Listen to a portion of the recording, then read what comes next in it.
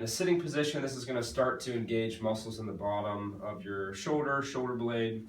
I usually start with people sitting on the floor on this table, hands just behind your hips. The normal table position has your hands forward. It's a little more comfortable on the wrist if you go fingers out maybe to start. So just behind the hips, I want you to start off here with a little bit of a downward push into the floor, and I want to pull my shoulder blades back.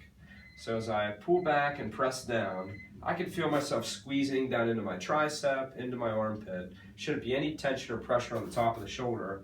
And one common mistake with this is as people push, they'll start to push their shoulders forward like this. So I want to make sure back and down. And this will be where I would start, just holding this position for 3 to 5 seconds and relax.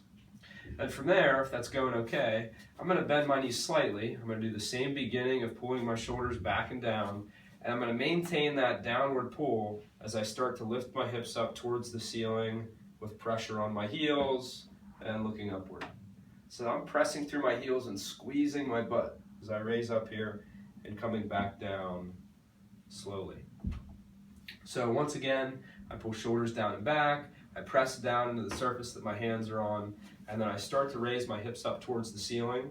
As far as distance here, as I come up, this is called tabletop because I want my leg to be pretty much straight up and down. I like a little bit more pressure on the heels, so I may be out a little bit beyond, but I don't want to be all the way out here unless I really want to beat up my hamstrings, which is a good hamstring exercise, but not necessary.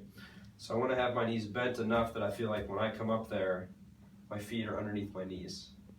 And coming back down slow, if that's not too bad, you can actually go to a point where you never let your shoulders relax and my hips are hovering over the ground.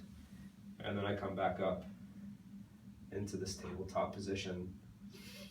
If my wrists are okay with it, the normal position is to take the fingertips to face forward with the same down and back pull as I come up into this motion. So this will give me a little bit even more of a stretch into wrist extension. I just want to watch as I turn my fingertips forward that my shoulders don't follow by internally rotating, and I'm still able to maintain that down and back position as I go through the motion.